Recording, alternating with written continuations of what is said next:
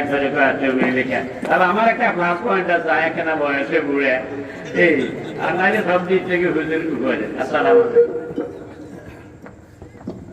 আলহামদুলিল্লাহ, সম্মানিত মেহমান আমাদেরকে যে গুরুত্বপূর্ণ তাকরির পেশ করেছেন, আমরা যেন আমাদের জীবনে ওই গুরুত্বপূর্ণ তাকরির যেন আমরা আমলে গ্রহণ করে আমরা যেন আমাদের জীবন পরিচালনা করতে পারি। আল্লাহ পাক কবুল করুন, সকলে আমিন।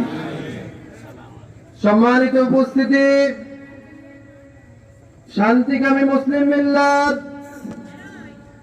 মরহুম ওলিউল্লাহ দরবেশ সাহেব কর্তৃক প্রতিষ্ঠিত 2 দিন ব্যাপী 44তম বার্ষিক হালকা জিকির ওয়াজ ও দোয়ার মাহফিলের প্রথম দিবসের শেষ অধিবেশনের প্রধান মেহমান, আজকের মাহফিলের প্রধান মেহমান, আন্তর্জাতিক খ্যাতি সম্পন্ন মুফাসসির কুরআন মরহুম